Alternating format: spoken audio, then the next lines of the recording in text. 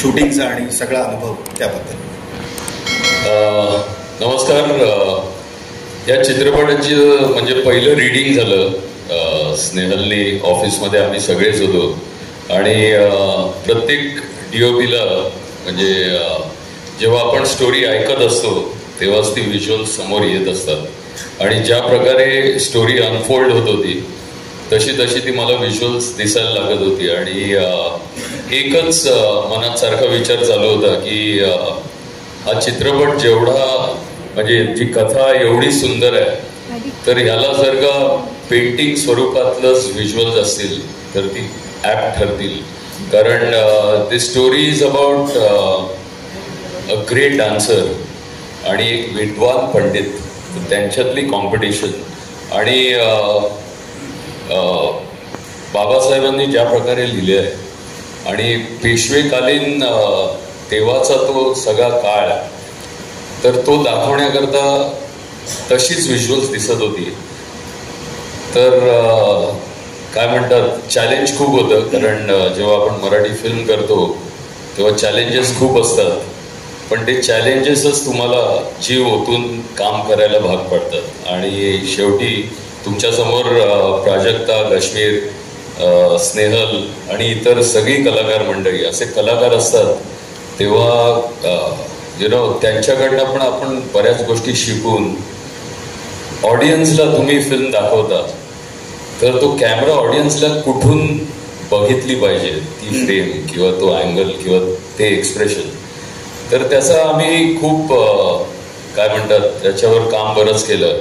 आणि जेव्हा एखादी फिल्म एवढी देखणी चांगली दिसते त्याचं फक्त श्रेय तुम्ही मलाच बोलवलं इकडे, पण दॅट इज नॉट जस्ट मी. आम्ही जे प्रेप करतो म्हणजे आमचे कला दिग्दर्शक आहेत एकनाथजी आहेत किंवा कॉस्ट्युम्स आहे, मानसी आहे, दिग्दर्शक आमची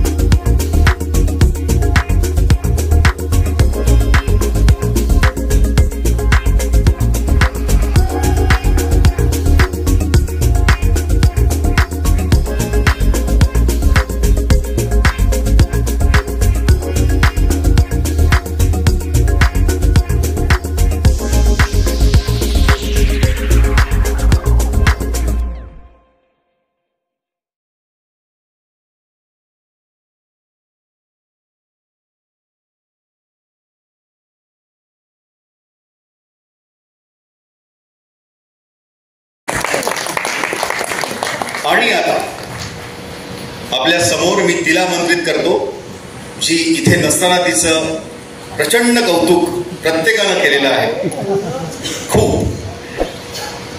आणि माळी म्हणजेच फुलवंती हिला एकदा जोरदार टाळ्यांनी आपण प्राजक्ताचं स्वागत करूया. तुम्हा दोघांशी गप्पा मारायला आम्हाला नक्कीच आवडेल. प्राजक्ता, तुझ्यापासून आता आपण सुरुवात करूया. एक तर तू BA आणि MA भरतनाट्यम मध्ये केलंय. जेवढं मला माहिती आहे त्यात असं स्टिफ आणि सरळ राहावं लागतं. आणि ती अजूनही दम खातीये थोडं. अच्छा, ओके. हो, ती म्हणाली थोडी दमतीये. शास्त्रीजी आणि बाईंच्या शब्दाबाहेर आपण नाही अजिबात आहात की नाही ते आम्हाला 11 तारखेला समजणार आहे. पण गश्मीरा, तूही अतिशय सुंदर दिसलास आणि ही तशी तुझी दुसरी ऐतिहासिक पात्राची भूमिका. पण याच्या आधी तू जे पात्र केलं होतं ते छत्रपती शिवाजी महाराज आणि छत्रपती संभाजी महाराज, आणि ते जरा आक्रमक आणि लढवय्या असं ते कॅरेक्टर. आणि शास्त्रीजींचं प्रकांड पंडित, वेदांत सूर्य, वेदांताचे अभ्यासक आणि एक वेगळा लहेजा. सो या भूमिकेसाठी कोणती तयारी तू कलाकार म्हणून केलीस? मला असं वाटतं की कुठल्याही कलाकाराने एकच तयारी आपल्या पात्राकरता करावी काय, आणि ती सगळ्यात महत्वाची असते. ती म्हणजे तुमची जी संहिता आहे ती जितक्यांदा वाचू शकाल तितक्या वेळा वाचा. म्हणजे 1000 वेळा वाचा, कारण प्रत्येक वेळेस तुम्हाला त्या पात्रामधलं काहीतरी नवीन सापडतं, त्या कथेमध्ये काहीतरी नवीन सापडत जातं. सो ती एक ऑनगोईंग प्रोसेस आहे. आक्रमकतेबद्दल जर का तू बोललास तर छत्रपती शिवाजी महाराज, छत्रपती संभाजी महाराज हे साकारताना आक्रमक भूमिका अशा होत्या. मला असं वाटतं व्यंकटढोरी नरसिंह शास्त्री हे पण खूप अग्रेसिव्ह ही भूमिका आहे. त्यात आक्रमकता आहे पण ती बुद्धिमत्तेची आहे फक्त.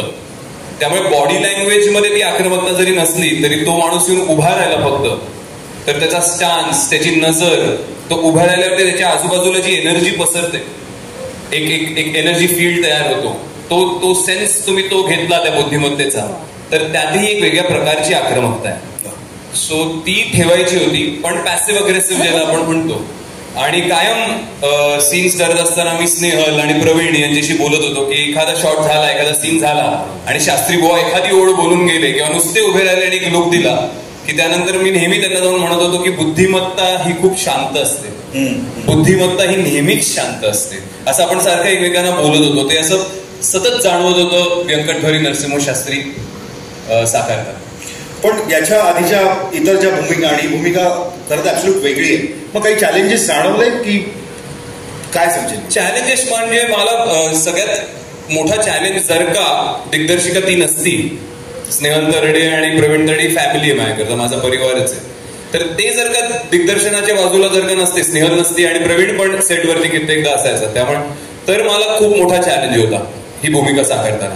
कारण युजली अशा पद्धतीच्या ऐतिहासिक भूमिका साकारताना एक विशिष्ट पद्धतीचं प्रोजेक्शन, एक विशिष्ट पद्धतीचा स्टान्स घेऊन उभं राहणं हा प्रकार खूप ऍक्टर्स वापरतात. आणि मी बुक मधनं पूर्णपणे बाहेर ऑफ द टेक्स्ट बुक काम करायचा प्रयत्न करत होतो.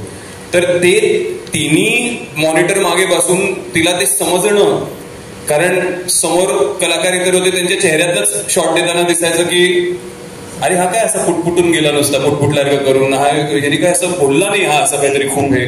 पण ते तिला कळणं फार महत्वाचं होतं. ते तिला कळलं नसतं ना, किंवा तिला ते ऍक्सेप्ट करता आलं नसतं ना, तर मला ते करता आलं नसतं. आणि मग तो खूप मोठा चॅलेंज झाला असता, भांडण झाली असते.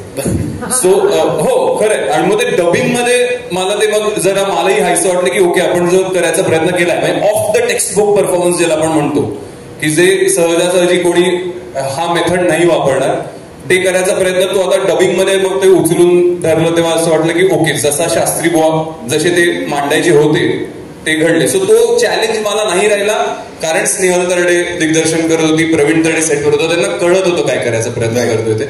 आणि ते म्हणजे आता एकमेकांची जास्त बोलायची आम्हाला गरज पडत नाही, नजरेतच होतं. असं फक्त बघायचं, ते नजरेतनं असं झालं की हा ठीक आहे, ओके, करेक्ट चालतं. प्राजक्ताची निर्मिती आहे आणि प्राजक्ता तुझ्या अपोजिट आहे, तिच्याबरोबर काम करण्याचा अनुभव आणि अप्रतिम अप्रतिम अप्रतिम. म्हणजे मला आता गेल्या काही आमच्या रेडिओच्या इंटरव्ह्यूज मध्ये मी खूप तिची मस्करी आणि थट्टा केली, तर मला बजावलं, ताकीद दिलीये, धमकी दिलेली आहे की चांगलंच बोलायचं ट्रेलर लॉन्चच्या दिवशी. नाही पण खरंच खूप अप्रतिम. मला खूप कौतुक वाटतं प्राजक्ताचं, आणि हा एक चित्रपट आहे जो एका बाईच्या नजरेतनं आपण पाहतो, फुलवंतीच्या नजरेतनं आपण पाहतो. ती मध्यवर्ती भूमिका स्क्रीनवरती ती साकारते आणि चित्रपटाची सुद्धा मध्यवर्ती भूमिका, निर्मितीची जी भूमिका आहे ही तिने तितकीच तेवढ्याच दांडगेने तिने ती सांभाळली आहे. त्याचबरोबर व्यंकटढोरी नरसिंहशास्त्रीला तिच्या नजरेतनं ऑडियन्स पाहणार आहे. त्यामुळे दिग्दर्शक म्हणून ह्या चित्रपटाला एक दिग्दर्शिकाच असायला हवी होती. ते एका बाईच्या नजरेतनंच व्यंकटढोरी नरसिंहशास्त्री सुद्धा दिसायला हवेत. त्यामुळे या दोन्ही महिला सेटवर असल्यामुळे ना मला खूप सेफ फील होतं की ओके ह्या दोघी आहेत म्हणजे मी छान दिसणार आहे, यात काही वाद नाही. निर्माती आहे आणि दिग्दर्शिका आहे, निर्माता आणि दिग्दर्शक नाहीये. सो मी आवडून जाणार आहे नक्कीच. आणि ही निर्माती हे मला आम्ही पहिलं जे रिडिंग केलं तरडेंच्या ऑफिसवरती तेव्हा मला तरडेंचे फोन आले, स्नेहल आणि प्रवीण बोलले की आपण असं करतोय. मी फोनवर म्हणलो कथा ऐकायला येतो मी, पण माझ्याकडनं होच आहे, आपण करणारच, वादच नाही. आणि प्राजक्ता करते फुलवंती, म्हणलो अप्रतिम, मला प्राजक्ता फुलवंती करणार आहे एवढंच माहित होतं. आम्ही सगळी कथा वगैरे ऐकली आणि छान वाटली एकदम, म्हणजे की not a single false note, अप्रतिम लिहिलेलं होतं सगळं. आणि त्यानंतर मग प्राजक्ताशी पण हाय हॅलो अच्छा छान ही फुलवंती करणार वगैरे वगैरे. आणि मग प्राजक्ता अचानक सगळ्यांना बोलली की चला आता सगळे या जेवायला, आळूची भाजी आहे वगैरे. आणि म्हणलं ही कस नाही आळूची भाजी आहे आणि जेवायला चला म्हणते, ही तर ऍक्ट्रेस आहे ना, हिचा काय. आणि मला नाही खायची आळूची भाजी, मी घरी जाणार आहे जेवायला. पण नंतर सेटवर गेल्यावर मला कळलं की बाईच निर्माते आहे, त्यामुळे बाई सगळ्यांना जेवायला आमंत्रण देत होत्या. सो ते नंतर कळलं मला. अनुभव फार छान होता, थोडक्यात कळलंच नाही. पण तुमचं जे विद्वत्तेचं आणि कलेचं द्वंद्व आहे ते आम्हाला बघायला नक्कीच मजा येणार आहे. इनफॅक्ट सगळ्यांना बघायला मजा येणार आहे. प्राजक्ता अनेक वर्षांपासून पाहिलेलं स्वप्न पूर्ण होतं, स्वप्नपूर्ती निर्मितीची, आणि जी भूमिका तुला खऱ्या अर्थानं साकारायची होती ती भूमिका साकारते. साहजिकच आज काही विचारण्यासाठी ठरलेले प्रश्न तर नेहमीच असतात, पण काय बोलावं असं वाटतंय, काय व्यक्त व्हावं असं वाटतंय, काय सांगू? सर्वप्रथम पद्मविभूषण बाबासाहेब पुरंदरे यांचं स्मरण करून तुम्हा सगळ्यांचं मी पुन्हा एकदा कार्यक्रमात विनम्रतेनं स्वागत करते. आणि सगळ्या कलाकारांचे, इथे जमलेल्या सगळ्या मंडळींचे आणि मीडिया हाऊसेस सगळ्यांचे खूप खूप धन्यवाद सगळ्यांना. तुम्ही आत्ताच या स्टेजला फुलवंतीला सर्वदूर पोहोचवलेलं आहे आणि या पुढल्या आठवड्यात सुद्धा पूर्ण ताकदीनं पोहोचवणार आहात याची आम्हाला खात्री आहे. ज्या संख्येनं तुम्ही उपस्थित आहात आणि ज्या संख्येनं आम्हाला सगळे टॅग्स येतात आणि बातम्या वाचायला मिळत आहेत. आणि अर्थात 11 तारखेनंतर सगळे रसिक प्रेक्षक, मायबाप रसिक प्रेक्षक आणि सगळे मराठी माणसं त्याला उत्तम प्रतिसाद देतील अशी आशा बाळगून आम्ही आहोत. बाबासाहेब पुरंदरेंची ही कथा आहे, कादंबरी आहे. जेव्हा ठरलं की काहीतरी चांगलं करायचंय, चांगला चित्रपट, तेव्हा मनात हे खूप ठामपणे माहिती होतं की मराठी प्रेक्षक हा अतिशय चोखंदळ आहे, हुशार आहे आणि आशयघन चित्रपट त्याला आवडतात. काही आपल्याला चला मजा मस्ती लाला असं चालणार नाही. त्यामुळे सगळ्यात महत्वाची होती कथा.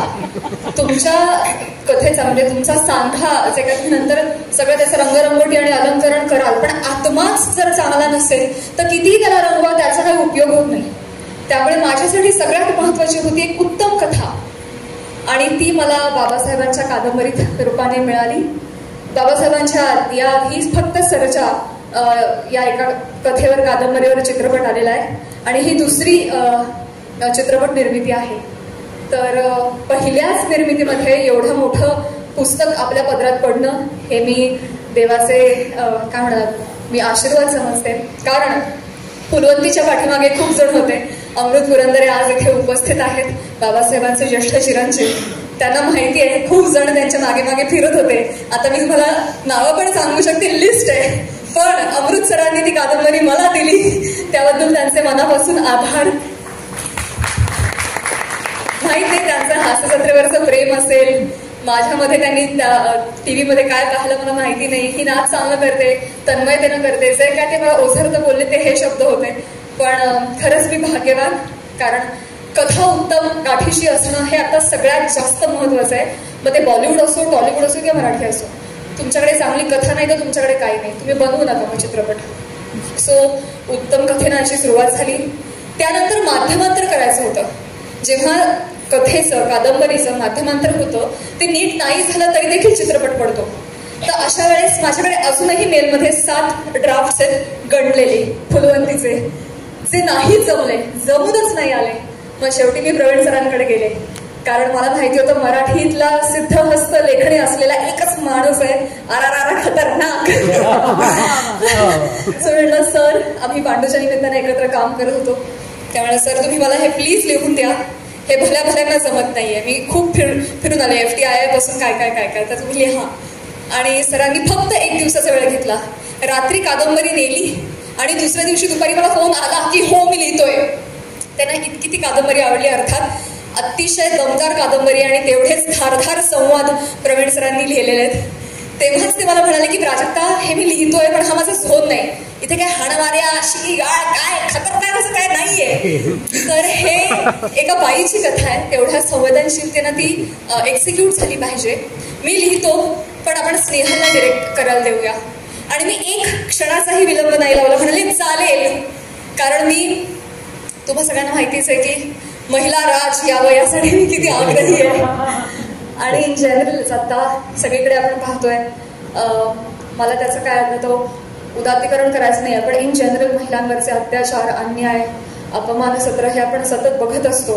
आणि त्या पार्श्वभूमीवर मला असं वाटतं की एका महिलेला साथ दिली पाहिजे, तिच्या पाठीशी खंबीरपणे उभं राहिलं पाहिजे आणि एका बाईनेच दुसऱ्या बाईला मोठं केलं पाहिजे. आणि या थॉटमधून मी स्नेहल ताईला म्हणलं, येस तू कर, मी आहे, मला आवडणार आहे ते. आणि खरंच जसं गश्वीर देखील म्हणाला की बाईची कथा बाईने मांडणं याचा फार मोठा इम्पॅक्ट होतो. आता छोटे छोटे प्रसंग आहेत जे आता तुम्ही पाहिले आहेत खरं तर, आणि खरी कथा तुम्ही 11ला पाहणार आहात, त्यामुळे मी ते सांगत नाही, परंतु इतके छोटे छोटे काही ग्लिम्सेस आहेत की कदाचित पुरुषाला नसते कळले, ते बाह्य म्हणून तिला कळले आणि तिने ते जपले आणि त्या पद्धतीने तिने एक्झिक्यूट केले. तर एकदा स्नेहल ताईसाठी जोरदार टाळ्या. ट्रेलर बघून तुम्हाला जाणवलं असेल की हे पहिलं दिग्दर्शन आहे तिचं, कुठेही जाणवणार नाही हे पहिलं दिग्दर्शन आहे, म्हणून इतकं कमालीचं केलंय तिने ते. त्यानंतर गोष्ट येते की चांगलं लिहिलंय, छान छान मस्त दिग्दर्शक छान, पण आता ती जर नीट शूट नाही ना झाली तरी देखील काही उपयोग नाही बुवा. आणि मग अशा वेळेस आम्हाला आठवण आली की भव्य दिव्य चित्रपट कोण बरं शूट करतं छान. देवानी आम्हाला देवाला पाठवलं. आणि हिरामंडी, बाजीराव मस्तानी, पद्मावत असे सिनेमे ज्यांनी शूट केले तसे महेश लिमये, द महेश लिमये. आता सुद्धा ते रामायण ची एक मोठी फिल्म बनतीये, त्या सेटवर इथे आलेले आहेत, हे म्हणतात कट करा. पण एवढा मोठा सिनेमॅटोग्राफर आपल्याला मिळाला. माझ्यासाठी ही पर्वणी होते की ज्यांनी दीपिका, प्रियंका, करीना ह्या सगळ्यांना शूट केलंय, त्यांच्या लेन्समधून दाखवलंय, त्यांच्या लेन्समधून आपण सगळ्या महाराष्ट्राला दिसणार आहोत, हे मला फार भारी वाटतंय. त्यानंतर अर्थातच नृत्य आणि संगीत ह्या चित्रपटाचा फारच मोठा अविभाज्य भाग आहे. आणि संगीतासाठी आम्हाला अविनाश विश्वजित लाभले, त्यांच्यासाठी सुद्धा जोरदार टाळ्या. हे त्यांचं पहिलं अविनाश विश्वजित म्युझिकल आहे आणि ते का आहे तुम्ही पाहताय आता, कारण त्यांनी 100हून अधिक कलाकार ह्या गाण्यांसाठी, BGM साठी त्यांनी एकत्रित आणले. लेयर्स बघायला मी जेव्हा रेकॉर्डिंगला जाते ना, ते हा तबला जरा खटकतोय दादा, बरं बघतो असं म्हणून ते खाली स्क्रोल डाऊन करतात ना, तेव्हा मला कळतं की ती लेयर्स आहेत, ते शोधावा लागतो. इतके लेअरिंग त्यांनी ह्यासाठी केलेले आहेत. इतके सुंदर गायक बेला शेंडे, राहुल देशपांडे, आर्या आंबेकर आणि आमची वैशालीताई, जिनं लावणी गायले माझा हट्ट होता की प्लीज वैशालीताईला गाऊ दे, तर मदन मंजिर तिने गायलं. असं इतके सुंदर सुंदर गायक त्यांनी आमच्यासाठी ऑनबोर्ड आणले. आणि 2च गाणी तुम्ही ऐकली आहेत मंडळी, पिक्चर अभी बाकी है मेरे दोस्त, अजून 2 गाणी आहेत आणि ती सुद्धा धमाकेदार आहेत. आणि त्या पल्याड जाऊन 2-3 डान्सिकल म्युझिकल्स आहेत आणि BGM तर आहेच आहे, ज्यामुळे तुम्ही भारावून जाणार आहात मला खात्री आहे. आणि तसंच मी नृत्याचंही म्हणेन, उमेश जाधव सर. कसं आहे ना की अभिजात कथा आहे, पण त्याला जर अपील नसेल आत्ताच्या प्रेक्षकांना तर मजा येत नाही. आणि त्यासाठी आम्हाला आर्ट आणि कमर्शियल अस्पेक्ट यांची बरोबर जुळवणी करून सुवर्णमध्ये साधून तुमच्यापर्यंत पोहोचवायचं होतं. म्हणून उमेश सरकीचे क्लासिकल फोक पण तेवढेच ऑथेंटिसिटीने करतात आणि एकदम कमर्शियल पण तेवढेच भारी करतात. तर भव्य करायचं होतं, मोठं करायचं होतं आणि योजे सरांचा हात कोणी धरू शकत नाही त्या बाबतीत. पहिल्या दिवसापासून मला ओरडत होते 2 सीन कमी शूट कर, पण मी गाण्यावर कॉम्प्रोमाइज करणार नाही. तुझ्या मागे 20 मुली नाचल्याच पाहिजेत आणि खरंच त्यांनी आम्हाला करायला लावलं. 2 सीन नाहीच झाले आमचे, पण आम्ही गाण्यावर कॉम्प्रोमाइज नाही.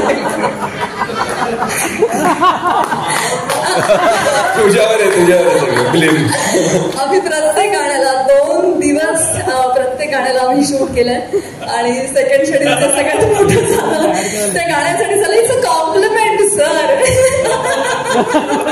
युजेचं तू काहीच करू शकत नाही, त्याला कंप्लेंट असणारच आहे.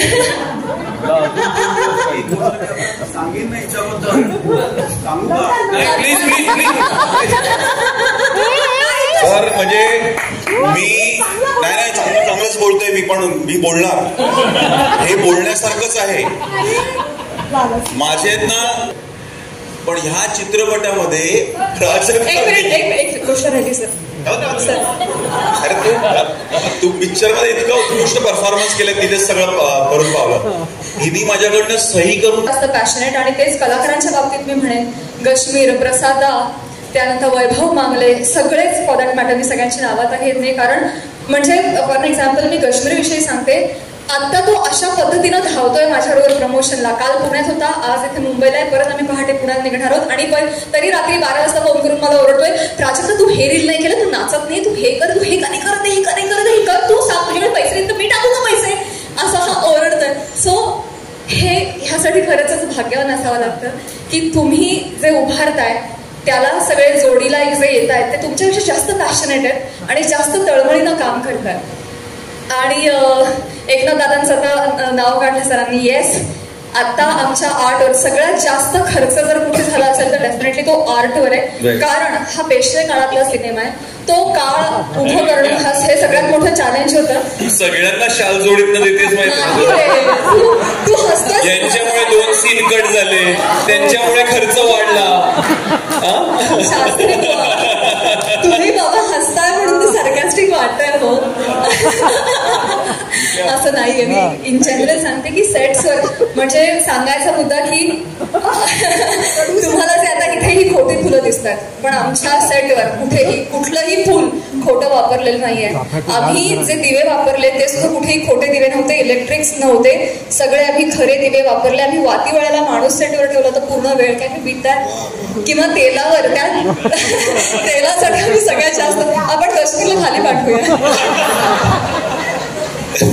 अशी प्रोड्युसर सगळ्यांना मिळवतात. आणि तसंही फुलवंतीची फुलं आणि वाती नाही तिचं खोट्या कशा असते त्या घरात असते. फुलवंती कम्प्लीट. मी नाही सो सगळे तंत्रज्ञ, सगळे कलाकार, ह्या सगळ्यांचेच मनापासून आभार. आणि पुन्हा एकदा मला सगळ्या मराठी जनांना हेच सांगायचं आहे की कथा आवडली नाही बुवा, कसं शूट केलं यार, ही गाणी अजून चांगली हवी होती, असं आम्ही ठेवायला जागा नाही ठेवली आहे. तुम्हाला एक अतिशय उत्तम कथानक, त्याची उत्तम बांधणी, त्याचं उत्तम एक्झिक्युशन, भव्य दिव्य सेट, नृत्य, संगीत, कलाकारांची फौज, उत्तमोत्तम तंत्रज्ञ आणि ह्या सगळ्याबरोबरच इमोशनल ड्रामा, कौटुंबिक सिनेमा, आशयघन सिनेमा आम्ही तुमच्यासाठी घेऊन आलेलो आहोत. नवरात्र चालू आहे, शक्तीची नवरूपं आपण सगळे अनुभवतोय. ह्या चित्रपटामध्ये सुद्धा फुलवंती, लक्ष्मी, पेशवेबाईंच्या रूपानं तुम्ही ती सगळी नवरूपं अनुभवाल अशी मला खात्री आहे. आणि नवमीला म्हणजे 11 तारखेला आमचा सिनेमा प्रदर्शित होतोय. माझी तुम्हा सगळ्यांना विनंती आहे की शक्तीची ही नवरूपं तुम्ही बघायला 11 तारखेला सिनेमागृहात या. आणि मराठी चित्रपट सृष्टीमध्ये आपलं काहीतरी एक पुष्प आपण अर्पण केलं पाहिजे या हेतूनं ह्या सिनेमाची आम्ही सगळ्यांनी निर्मिती केलेली आहे. आम्ही हे मराठी चित्रपट सृष्टीला हे अर्पण करतोय. पण 11 तारखेपासून हा चित्रपट सगळ्या मराठी माणसांचा व्हावा, मराठी संस्कृतीचा झेंडा सगळ्यांनी उचलून धरावा आणि दसऱ्याला खऱ्या अर्थानं या चित्रपटाद्वारे मराठी चित्रपट सृष्टीने सीमोल्लंघन करावं अशी आमची इच्छा आहे. 11 तारखेपासून हा सिनेमा तुम्हा सगळ्यांचा होतोय. मराठी संस्कृती जपण्याचा, मराठी माणसाचा केंद्रबिंदू जपण्याचा आम्ही प्रयत्न करतोय. आणि काय योगायोग पहा, कालच मराठी भाषेला अभिजात भाषेचा दर्जा मिळालाय आणि आम्ही आज ट्रेलर लॉन्चसाठी घेऊन येतोय. तर मी म्हटलं त्याप्रमाणे बाबासाहेबांची कथा आहे, अभिजात लेखणी आहे, अभिजात काळ आहे आणि तो आम्ही साकारण्याचा प्रयत्न केलाय. सगळ्या अभिजात मराठी मनाने याला उचलून धरावा अशी नम्र विनंती आणि तुम्ही सगळेजण हा चित्रपट सर्वदूर पोचवाल अशी खात्री वाटते. अजून खरं राहिलंय माझा कारण ते 2 भूमिकेत आहेत, निर्माती आणि अभिनेत्री. अजून राहिलंच आहे कारण की हे सगळं बघा, कलाकार म्हणून आपण वेडे असतो, सगळे वेडे तंत्रज्ञ कलाकार आपल्या पाठीशी येतात, त्या सगळ्या वेड्यामध्ये सगळेजण एकदम झोपून देतात, पण पैशाचं सोंग आणता येत नाही हो. एवढा मोठा सिनेमा एक मुलगी घेऊन येते म्हटलं तर कोण घासावेल पैसे टाकायला. सगळ्यात पहिली जी भीती होती किंवा जिथे मला सगळ्यात मोठा संघर्ष करावा लागला तो पैशांसाठीच डेफिनेटली. कारण जेव्हा पिरियड फिल्म येते, ऐतिहासिक चित्रपट येतो, तेव्हा पैसा हा सगळ्यात महत्वाचा मुद्दा असतो आणि ह्यासाठी सगळ्यात प्रथम माझ्या मित्रानं मंगेश पवारनं धाडस केलं, त्याबद्दल त्याचे मनापासून आभार. त्याच्याने काळ्या मंगेश तर सगळ्यात पहिल्यांदा त्याने हे धाडस केलं आणि माझ्यावर विश्वास टाकला. त्यानंतर अर्थातच अमोल जोशी सर को प्रोड्युसर म्हणून आम्हाला लाभले. त्यांनी देखील फक्त 2 दिवसामध्ये प्राजक्ता तू करतेस, पॅशनेटली करते, त्यांना कळलं हा मी आहे, तू कर, काय करायचंय, हा ठीक आहे मी आहे, इतकं प्रांजळपणे त्यांनी होकार दिला. तर अमोल जोशी सरांचे देखील मनापासून आभार. पण तरी देखील मोठा सिनेमा आहे, तरीही पैसे कमी पडत होते आम्हाला आणि तरीही एक मसल पॉवर हवी होती, एक स्ट्रेंथ हवी होती आणि जी स्ट्रेंथ आम्हाला रॅदर मी म्हणेन आम्हाला नवसंजीवनी मिळाली ती पॅनोरमा स्टुडिओजच्या मुळे. तर ह्यासाठी कुमार मंगल पाठकजी जोरदार टाळ्या वाजून आपण त्यांचं स्वागत करूया. त्यांनी ह्या चित्रपटावर विश्वास दाखवला आणि पहाडासारखे आमच्या पाठीशी ते उभे राहिले, त्याबद्दल त्यांचे मानावे तितके आभार कमीच आहेत. कारण त्यांच्या त्या इंधनामुळे आमची गाडी सुसाट धावली बरं का, हे मी अतिशय प्रांजळपणे नमूद करते. आणि मी म्हणेन की कुमारजींना कन्व्हिन्स करण्यामध्ये एका व्यक्तीचा खूप मोठा हातभार होता आणि ते म्हणजे आमच्या सगळ्यांचे लाडके मुरलीधर चटवानी सर. तर काय म्हणूया, हा एक दुवा साधला गेला पाहिजे. कुमारजी पटकन भेटणार नाहीत, पण मधली जी भूमिका आहे त्यांना कन्व्हिन्स करायची ती सरांनी इतक्या ताकदीनं केली की आमचा रस्ता एकदम सरळ सोपा करून दिलात. आणि इतकी इन्व्हॉल्वमेंट आहे त्यांची. आता फुलवंतीचे साधारण एक 15-20 व्हॉट्सअप ग्रुप्स आहेत, एक PR चा, एक एक्झिक्युशनचा, एक PNDचा, असे अगणित ग्रुप आहेत. सगळीकडे सर आहेत आणि सगळीकडे त्यांचं लक्ष आहे. ट्रेलर मधला शॉट अँड शॉट त्यांना माहिती आहे. रॅदर हा शॉट आपण कापायचा ठरवलं होतं, हा परत आलेला, इतकं मायन्यूट लक्ष आहे त्यांचं. तर जोरदार टाळ्या मुरलीधर सरांसाठी. त्याचबरोबर रवी राऊती सर ज्यांनी फायनान्सची धुरा सांभाळली आणि हे जे सगळं गणित जे मी सह्या करून घेतल्यात लोकांकडून आणि सगळ्यांचे चेक्सचे वेळे दिलेले आहेत ते केवळ रवी सरांमुळे शक्य झालं. कारण त्यांनी ते गणित इतकं चोख आखलं की मान्य भव्य दिव्य सिनेमा आहे, परंतु तरी देखील एक शिस्त पाहिजे जी हिंदी चित्रपटसृष्टीमध्ये आहे, मराठीमध्ये त्यांनी आणली, आम्हाला लावली आणि त्याबद्दल मी हे शिकले, त्यासाठी त्यांचे मनापासून आभार. पॅनोरमा स्टुडिओजमध्ये नेण्याचं काम केलंय विक्रम धाकतोडे सरांनी, त्यांचे देखील मनापासून आभार. आकाश पेंढारकर यांचे मनापासून आभार. त्याचबरोबर म्युझिक टीम आमचे राजेश मेनन सर, राजेश सर सही है. तर सगळा भारत एकवटलाय इथे आणि एक मराठी सिनेमा पुढे नेण्याकरता एकत्रितपणे एकसंधपणे काम करतोय आणि स्ट्रॉंगली काम करतोय. आणि मी म्हणेन पॅनोरमानी याच्या आधी दृश्यम, ओंकारा, प्यार का पंचनामा, शैतान सारख्या अगणित हिट फिल्म्स दिलेल्या आहेत. शेकडो फिल्म्स त्यांनी डिस्ट्रीब्यूट केलेल्या आहेत. तर इतकी मोठी कंपनी आम्हाला फुलवंतीसाठी ऑनबोर्ड आमच्यासाठी आली, यासाठी आम्ही देवाचे आभार मानतो आणि आम्ही स्वतःला भाग्यवान समजतो. पुन्हा एकदा कुमारजींसाठी आणि संपूर्ण पॅनोरमा टीमसाठी जोरदार टाळ्या आणि खूप खूप धन्यवाद पुनश्च.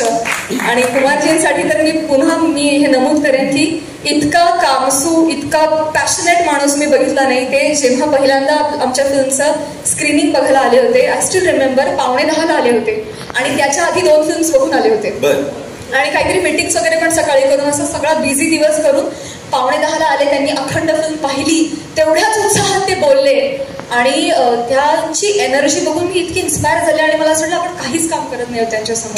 इतकं काम करतायत, इतक्या पॅशनेटली करतायत.